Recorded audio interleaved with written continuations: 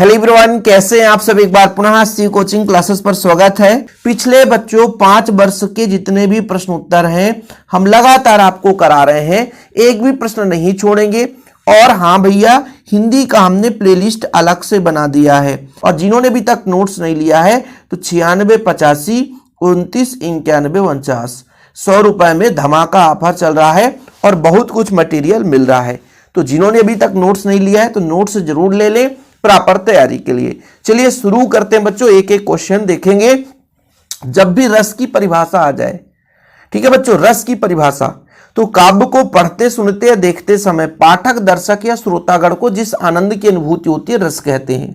और रस के प्रकार में बच्चों एक ही परिभाषा पढ़ना है, सा हृदय के हृदय में। जैसे यहाँ पे करुण रस है, करुण का स्थायी भाव शोक होता है, तो सा हृदय के हृदय में जब शोक नामक स्थायी भाव का विभाव अनुभाव और संचारी भाव से संयोग होता है वहां पर करुण रस होता है बच्चों, या करुण रस की निष्पत्ति होती है। फिर से समझो, जैसे श्रृंगार रस की परिभाषा आ जाए बच्चों तो आप कैसे परिभाषा दोगे कि सा हृदय के हृदय में श्रृंगार रस का स्थायी भाव होता रति, रति नामक स्थायी भाव का विभाव अनुभव और संचारी भाव से संयोग होता है, वहां बच्चों श्रृंगार रस की उत्पत्ति होती है। जैसे वीर रस आ गया बच्चों तो सा हृदय के हृदय में उत्साह नामक स्थायी भाव का विभाव अनुभव और संचारी भाव से संयोग होता है, वहां वीर रस की उत्पत्ति होती है। मतलब किसी भी रस की परिभाषा देनी है, चाहे वो श्रृंगार रस हो, हास रस हो, करुण रस हो, रौद्र रस हो, वीर रस, भयानक रस, अद्भुत रस, किसी भी रस की परिभाषा देनी है तो अब बस उसका स्थायी भाव यदि याद है तो सा हृदय के हृदय में शोक नामक स्थायी भाव का विभाव अनुभव और संचारी भाव से संयोग होता है, वहां करुण रस होता है बच्चों। उदाहरण आपको याद करना पड़ेगा, अभी तो मुकुट बंधा था माथ, हुए कल ही हल्दी के हाथ, हाय रुक गया यही संसार बना सिंदूर अंगार। ये आपका करुण रस हो गया बच्चों। वीर रस में बूंदे लो हर बोलों के मुंह से हमने सुनी कहानी थी, खूब लड़ी मर्दानी वह तो झांसी वाली रानी थी। किस बच्चे से याद नहीं होगा, जो कभी नहीं पढ़ा होगा फिर भी ये आप याद कर सकते हो। बुंदेले हर बोलों के मुंह से हमने सुनी कहानी थी, खूब लड़ी मर्दानी वह तो झांसी वाली रानी थी। या वह खून कहो किस मतलब का, है ना, जिसमें उबाल का नाम नहीं, वह खून कहो किस मतलब का जिस जो आ सके देश के काम नहीं। ये आप लोग जहां पर अपने देश के प्रति लगाव और अपने देश के हित की बात की जाती है बच्चों, वहां पर आपका वीर रस होता है ना। सेना की जब बात होती है वहां पे वीर रस होता है। तो सेना का जब भी बच्चों आप लोग कोई भी कहानी कविता यदि आपके मन में हो उसका उदाहरण लिख सकते हो वीर रस में। वीर रस का आप लोग परिभाषा कैसे लिखोगे, सा हृदय के हृदय में जब उत्साह नामक स्थायी भाव का विभाव अनुभव और संचारी भाव से संयोग होता है वहां पर वीर रस की निष्पत्ति होती है, वीर रस होता है। तो करुण रस, वीर रस याद हुआ। दो क्वेश्चन बच्चों। चलते हैं तीसरे प्रश्न पर। विरोधाभास अलंकार बच्चों, जहां पदार्थ गुण या किसी क्रिया में वास्तविक विरोध ना होते हुए भी विरोध का आभास हो वहां विरोधाभास अलंकार होता है। ठीक है बच्चों, जहां वास्तविक विरोध ना हो, वास्तविक विरोध ना हो लेकिन जब उसे हम पढ़ रहे होते हैं तो विरोध सा अनुभव होता है। जैसे दूसरा उदाहरण बढ़िया रहता है, या अनुरागी चित्त को गति समझे नहीं कोई, ज्यों ज्यों बूढ़े श्याम रंग त्यों त्यों उज्जवल हो। ठीक है, ये उदाहरण बढ़िया है कि जहां पदार्थ गुण या क्रिया में वास्तविक विरोध नहीं है लेकिन ऐसा लग रहा है कि विरोध हो रहा है बच्चों, वहां पे विरोधाभास अलंकार होता है। ठीक है, जैसे ज्यों ज्यों बूढ़े श्याम रंग, जैसे जैसे काला होता है वैसे वैसे उज्जवल होता जाए। अब आप शब्द से अर्थ निकालो, बूढ़े श्याम रंग, श्याम मतलब काला रंग होगा, वैसे वैसे उज्जवलता आएगी, उसकी चमक बढ़ेगी। ऐसा कभी होता है कि आप काला रंग पोत लो और आपके अंदर से चमक आ जाए? चमक तो नहीं आएगा। तो शब्द से तो लगता है कि भाई ये विरोध हो रहा है, लेकिन यहां पर भगवान श्री कृष्ण जी के बारे में बात करें कि उनके श्यामलापन उनके चमक को लाती है ना, उनके शरीर में सुंदरता को लाती है। तो विरोधाभास अलंकार आपसे बन जाना चाहिए। अगला प्रश्न बच्चों, संदेह अलंकार किसे कहते हैं, उदाहरण से समझाइए। ये सारे क्वेश्चन पूछे गए हैं और मैं कई बार रिवीजन भी करा चुका हूं यार, ये क्वेश्चन बार बार देखने को मिलते हैं। तो संदेह मतलब जहां अंत तक संदेह बना रहे, है ना। जब रूप रंग या गुण की समानता के कारण किसी वस्तु को देखकर यह निश्चित ना हो सके कि वही वस्तु है जैसे हम देखना चाहते हैं तो वहां पे संदेह अलंकार होता है। इसमें अंत तक संशय बना रहता है। साड़ी बीच नारी है कि नारी बीच साड़ी है, यानी मतलब साड़ी की नारी बनी हुई है। आप लोगों ने छीड़ हरण मतलब सुना होगा बच्चों, या कि महाभारत देखे होंगे, जब कौरवों द्वारा अत्याचार किया जाता है ना, क्षीरहरण मतलब साड़ी खींची जाती है बच्चों। श्री कृष्ण जी साड़ी दे देते हैं, भैया लो, तो वो कंफ्यूज हो जाते हैं कि यार ये महिला जो है साड़ी की बनी हुई है कि ये महिला के अंदर साड़ी है ना। साड़ी बीच नारी है, साड़ी के बीच में नारी है कि नारी के बीच से साड़ी निकल रहा है, कि साड़ी ही की नारी है कि साड़ी की नारी बनी हुई है, कि नारी ही की साड़ी है। तो कंफ्यूजन बना है कि साड़ी के अंदर न महिला है यानी नारी है, कि नारी के अंदर साड़ी है, कि साड़ी की ही बनी हुई है, कि नारी ही साड़ी की है, मतलब कंफ्यूजन बना है अंत तक, है ना। तो जहां रूप रंग गुण की समानता के कारण किसी वस्तु को देखकर यह निश्चित ना हो कि वह वही वस्तु है जो हम देखना चाहते हैं बच्चों, वहां पे वो संदेह अलंकार होता है और अंत तक संशय बनी रहती है। सारी बीच नारी है कि नारी बीच सारी है, कि सारी ही की नारी है, कि नारी ही की सारी है, ये आपको याद रखना। चलो, सोठा छंद बच्चों दोहे का उल्टा होता है और एग्जाम्पल है ना इसका कई बार पूछा गया है कि, और इसका ऑब्जेक्टिव में भी पूछा जाता है बच्चों कि दोहा का उल्टा कौन सा छंद होता है, तो सोठा होता है। सोठा में बच्चों देखो अर्ध सम्मात्रिक छंद है, दोहे का उल्टा होता है। इसके विषम चरण में बच्चों 11-11 मात्रा होती है, विषम में 11-11, ठीक है, और सम चरण में 13-13। मतलब पहले और तीसरे में विषम की बात करें तो 11-11 मात्राएं होंगी बच्चों, और दूसरे और चौथे चरण में 13-13 मात्रा होगी। जहां सम की बात आ जाएगी वहां पे 13-13 मात्रा हो जाएगी, ठीक है। जो सुमिरत सिद्ध होई गणनायक करिबर बदन, करहु अनुग्रह सोई बुद्धि राशि शुभ गुण सदन। ये बढ़िया है, सबसे बढ़िया उदाहरण यही होता है। जो सुमिरत सिद्ध होई गणनायक करिबर बदन, करहु अनुग्रह सोई बुद्धि राशि शुभ गुण सदन।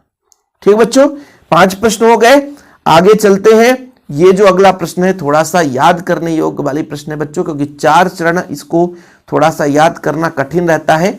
कवित्व में 4 चरण होते हैं बच्चों, टोटल 31 वर्ण होते हैं, 15 पर वर्णों पर यत्री होता है, हर चरण में अंतिम वर्ण गुरु होता है। इससे कई ऑब्जेक्टिव पूछे गए हैं। कवित्व में कितने चरण होते हैं, तो 4 चरण होते हैं। कवित्व में कितने वर्ण होते हैं, तो प्रत्येक चरण में 31 वर्ण होते हैं। कितने वर्णों पर यति होता है, तो 15-16 वर्णों पर यति होता है ना।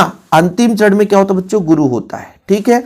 भेजे मन भावन की उद्धव की आवन की शुद्ध बज गमन में पावन बजे लगे, कहे रत्नागर ग्वालिनी की झौरी झौरी दौरी दौर नंद पौर आवन तवे लगी, उझक उझक कर कंजनी के पंजनी पे पेखी पेखी छाती, है ना, छती छोहनी छवे लगी, हमको लिखो है हम कहाँ, हमको लिखो है कहाँ, हमको लिखो है कहाँ, कहन सवे लगी।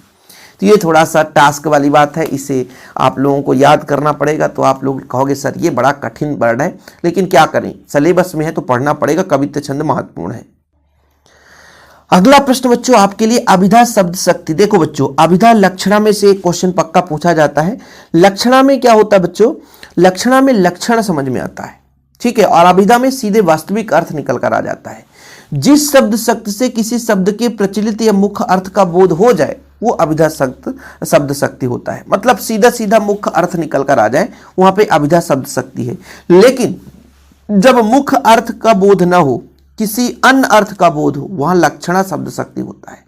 याद करना बच्चों, शब्द शक्ति कितने प्रकार के हैं आप लोगों को बताना है। मैंने कई बार रिवीजन कराया है, और अभी आप लोग कमेंट बॉक्स में बताना है शब्द शक्ति कितने प्रकार के होते हैं। ठीक बच्चों, तो शब्द शक्ति में अभिधा की बात करते हैं कि जिस शब्द शक्ति से, ठीक है, मुख्य अर्थ का बोध हो जाए, प्रचलित या मुख्य अर्थ का सीधा सीधा बोध हो, वहां अभिधा शब्द शक्ति होता है। जैसे अपना घर सबको प्यारा है, भैया सीधा सीधा अर्थ निकल कर आ रहा है कि हाँ भैया हमारा घर हमको प्यारा ही है। राम के पिताजी बीमार है, अयोध्या राजा दशरथ, है ना, अयोध्या के राजा दशरथ थे, ये सीधा सीधा अर्थ है कि हाँ भैया अयोध्या के राजा दशरथ थे। सीधा निष्कर्ष निकल रहा है, सीधा अर्थ निकल रहा है, प्रचलित या मुख्य अर्थ का बोध हो रहा है। लेकिन जब लक्षणा की बात आ जाती है बच्चों, तो जिस शब्द शक्ति से प्रचलित अर्थ या मुख्य अर्थ का बोध ना होकर उससे संबंधित अन्य अर्थ का बोध हो जाए, उसे लक्षणा शब्द शक्ति कहते हैं। अन्य, खूब लड़ी मर्दानी में तो झांसी वाली रानी थी।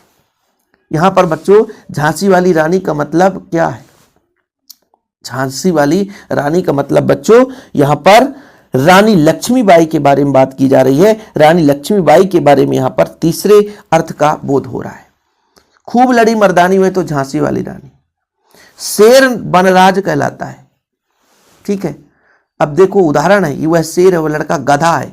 अब बताओ वह लड़का गधा है, तो लड़का तो गधा नहीं होता है ना। इसमें अर्थ ये निकल रहा है कि वो पढ़ने में सक्षम नहीं है। तो तीसरा अर्थ वास्तविक अर्थ ना होकर के इसके गौण अर्थ प्राप्त हो, है ना, मुख्य अर्थ प्राप्त होकर संबंधित अन्य अर्थ का बोध होता है, इसलिए लक्षणा शब्द शक्ति होता है। ठीक है बच्चों, चलो सारा घर मेला देखने गया है। सारा घर तो नहीं जाएगा, घर तो जाएंगे नहीं, मतलब लोग जाएंगे। तुम्हें चुल्लू भर पानी में डूब मरना है, कभी कोई चुल्लू भर पानी में डूब मरेगा नहीं। पर इसका निष्कर्ष यही है कि भाई तुम्हें कुछ नहीं आता जाता है तो तुम्हारा जीवन खत्म है, तो लक्षणा शब्द शक्ति हो जाता है। देखो बच्चों, ये प्रश्न पूछे गए हैं कई बार, ईश्वर के अनेकों नाम है, तो इसका शुद्ध होगा ईश्वर के अनेक नाम है। मुझे केवल मात्र 20 रुपए दीजिए, तो मुझे मात्र 20 रुपए दीजिए, तो ये शुद्ध करके लिखना है। और मैं इसलिए करा रहा हूं ताकि भाई साहब क्वेश्चन जो पूछे गए हैं कहीं भी रिपीट हो जाए तो आपसे बनना चाहिए। इसके बाद अगला प्रश्न, मोहन पुस्तक पढ़ रही है कभी हो सकता है, मोहन लड़का है तो मोहन पुस्तक पढ़ रहा है। जंगल में शेर चिंघाड़ते हैं, चिंघाड़ते नहीं दहाड़ते हैं, तो जंगल में शेर दहाड़ने लगा। ठीक है बच्चों, चलो इसमें बनाना था लता गा रही है, प्रश्नवाचक बनाना है, तो क्या लता गा रही है। आदमी का हवा में उड़ना कठिन है, बिना अर्थ बदले नकारात्मक, तो भाई उड़ना कठिन है, कठिन बोल रहा है ना, और नकारात्मक भी बनाना है तो सरल नहीं है, तो आदमी का हवा में उड़ना सरल नहीं है, तो नकारात्मक भी रहे और अर्थ भी ना बदले। शिरीष के वृक्ष बड़े छायादार होते हैं, क्या शिरीष के वृक्ष बड़े छायादार होते हैं। ठीक है, ऐसा 15 वर्ष बीत गए हैं, 20वें बाद, अरे 15 वर्ष बीत गए। चलो ठीक है बच्चों, कोई बात नहीं है, आगे चलते हैं। निपात शब्द, इसे आप यूं आसानी से बता सकते हो, निपात शब्द। ठीक है बच्चों, सिलेक्टेड क्वेश्चन है यार, है ना, थोड़ा समय लग रहा है लेकिन भाई आप लोगों के लिए काफी महत्वपूर्ण क्वेश्चन है। निपात शब्द किसे कहते हैं बच्चों, जो अतिरिक्त भार प्रदान करे, जो बल प्रदान करे। जैसे तुम्हें आज रात को रुकना ही पड़ेगा, तो ही यहां पे जैसे आज आपको रुकना पड़ेगा, आपको रुकना ही पड़ेगा, जोर दे दिया गया, बल दे दिया गया, नहीं आपको ऐसा करना ही पड़ेगा। जब जोर दे दिया गया, बल दे दिया गया, तो उसे ऐसा करना ही पड़ेगा, तो भाई करना पड़ेगा। समझ रहे ना। तो किसी भी बात पर अतिरिक्त भार देने के लिए जिन शब्दों का प्रयोग किया जाता है उसे निपात शब्द कहते हैं, जैसे भी, तो, तक, केवल, ही, मात्र आदि। निपात में जोर दिया जाता है कि तुम्हें ऐसा करना ही पड़ेगा, तुम्हें ऐसा करना ही पड़ेगा, तुम्हें जाना ही पड़ेगा। तो ये बल दे दिया, फोर्स तक, मतलब यहां पर बच्चों एक प्रकार से पूरे शब्द पर एक जोर डाल दिया। तुमने तो हद ही कर दी, तुमने हद कर दी, तुमने तो हद ही कर दी, और तुमने तो हद कर दी, तो भी है ही जोड़ दे, तुमने तो हद ही कर दी, तो ही जोड़ निपात हो जाता है। ठीक बच्चों, तकनीक शब्द का अर्थ बताते हुए तकनीक शब्द लिखिए बच्चों। तकनीक शब्द वह है जो किसी निर्मित अथवा खोजी गई वस्तु के विचार को व्यक्त करता है, यानी नई चीजों को, तथ्यात्मक चीजों को खोजने के लिए जिन शब्दों का प्रयोग करते हैं उन्हें हम तकनीक शब्द कहते हैं बच्चों। जैसे आपका वाणिज्यिक शब्द हो गया, इसके अंतर्गत आता है प्रशासनिक शब्द हो गया, वैज्ञानिक और तकनीक शब्दावली। जैसे आप लोग गुरुत्वाकर्षण, वेग, त्वरण, ये सब क्या है, तकनीक शब्द के आधार पर आते हैं। राष्ट्रभाषा की विशेषता है, राष्ट्रभाषा बच्चों विकसित भाषा है, हमारे भारत देश में मान्यता प्राप्त भाषा होता है और देश में बहुत सारे लोग बोलते हैं, इन्हें राष्ट्रभाषा कहते हैं। राष्ट्रभाषा दूसरे देशों में संपर्क भाषा स्थापित करने हेतु कार्य करती है। ठीक है बच्चों, राष्ट्रभाषा में अपना एक विस्तृत साहित्य होता है, राष्ट्रभाषा पूरे देश में बोली जाने वाली भाषा होती है, राष्ट्रभाषा एक विकसित रूप होता है ना, देशों में संपर्क स्थापित करने वाली भाषा होती है बच्चों। ये आप लोग राष्ट्रभाषा में पढ़ लेना। जननी जन्मभूमि स्वर्ग से महान है, ये क्वेश्चन बड़ा लंबा है, इसे आप लोगों को होमवर्क देता हूं, स्क्रीनशॉट ले लो, इसको अपने भावों में लिखना है, विचार करना है। ठीक है बच्चों, चले इसको आपको अपने से लिखना था। चलिए आखिरी चल रहा बच्चों, फटाफट बात कर लेते हैं। मुहावरे लोकोक्ति में अंतर। मुहावरा एक छोटा सा वाक्यांश होता है, जबकि लोकोक्ति पूरा का पूरा वाक्य होता है। मुहावरा जब तक वाक्य में नहीं जुड़ेगा तब तक इसका अर्थ नहीं व्यक्त होगा, लेकिन ये अपने आप में स्वतंत्र होता है, पूर्ण अर्थ योग होता है बच्चों। ठीक है, मुहावरे के अंत में ना का होना आवश्यक होता है, जबकि लोकोक्ति में आवश्यक नहीं है। एक दो एग्जाम्पल बता देना। ठीक है बच्चों, एक दो एग्जाम्पल आप बता दोगे। वैसे तो कई बार ऑब्जेक्टिव में पूछा गया है कि एक छोटा सा वाक्यांश क्या कहलाता है, मुहावरा, है ना। और बच्चों स्वतंत्र वाक्यांश में इसको स्वतंत्र बोले तो स्वतंत्र नहीं रहता, जब तक वाक्य में नहीं जुड़ता इसका अर्थ नहीं निकलता, लेकिन लोकोक्ति स्वतंत्र है, अपने आप में स्वतंत्र बच्चों। चलो भैया आगे चलते हैं। तत्सम शब्द किसे कहते हैं, जो संस्कृत से मूल रूप से सीधे सीधे ले लिए जाते हैं उसे हम तत्सम शब्द कहते हैं।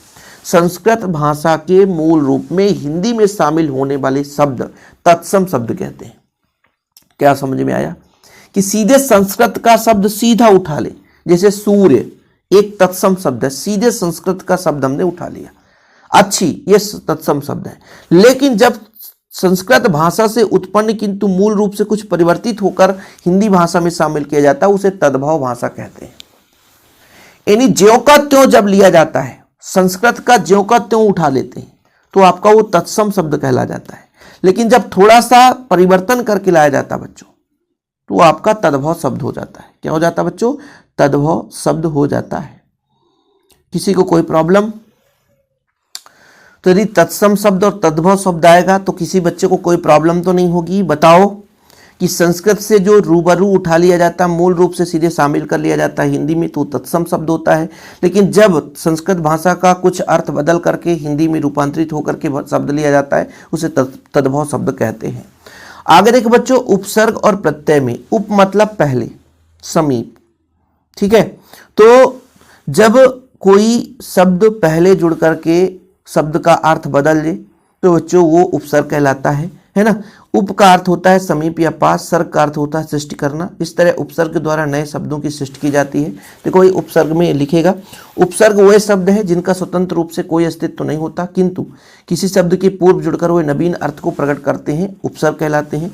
और बच्चों जब शब्दों के पूर्व क्रिया को विशेषता उत्पन्न करने वाले शब्द उपसर्ग कहलाते हैं। और प्रत्यय कहाँ गया? अरे प्रत्यय यहाँ पर है भैया, शब्दों के पीछे जुड़कर उसका रूप परिवर्तित करने वाले प्रत्यय कहलाते हैं। मतलब जो शब्द के पहले जुड़कर अर्थ बदल दे, जैसे प्रहार, हार का बदल जाए प्रहार, हार का प्रहार हो गया, आ से तो आहार हो गया। ठीक है बच्चों, ऐसे ही प्रत्यय में बात करते हैं, दुष्टता तो दुष्टता हो गई, सुंदरता तो सुंदरता हो गई। तो जब अंतिम में जुड़ जाता है तो बच्चों वो आपका प्रत्यय होता है और जो पहले जुड़ता है वो आपका उपसर्ग होता है। वैसे आप लोग ये चीज पढ़े होंगे, ठीक है। और एक क्वेश्चन आप लोगों के लिए यहाँ से आखिरी प्रश्न बच्चों, और आप लोग तैयार कर लेना। परीक्षा काल में ध्वनि विस्तारक यंत्र पर रोक लगाने हेतु जिलाधीश को एक प्रार्थना पत्र। ठीक है बच्चों, सबसे पहले आपको प्रति जिलाधीश महोदय शेड्यूल लिखना है, फिर परीक्षा काल में ध्वनि विस्तारक यंत्र प्रार्थना पत्र लिखना। बच्चों विनम्र निवेदन है कि आजकल बोर्ड परीक्षाएं चल रही हैं, हम सभी की परीक्षा की तैयारी कर रहे हैं किंतु हमारे शहर में जोर जोर से लाउड स्पीकर बजाया जा रहा है जिसमें हम सभी विद्यार्थियों की पढ़ाई में व्यवधान उत्पन्न हो रहा है। श्रीमान जी से अनुरोध है कि परीक्षा की अवधि तक लाउड स्पीकर पर प्रतिबंध लगाने की महान कृपा की जाए जिससे परीक्षा की तैयारी सुचारू रूप से हो सके। धन्यवाद प्रार्थीगण। ठीक है बच्चों, तो ये आप तैयार कर लेना। बाकी तो और भी बहुत सारे प्रश्न हैं तैयार कराने के लिए, लेकिन लगातार रिवीजन करा रहे हैं। और जिन बच्चों ने नोट्स नहीं लिया है तो कॉन्टैक्ट नंबर मैंने दे दिया है भैया, 96 85 29 91 49।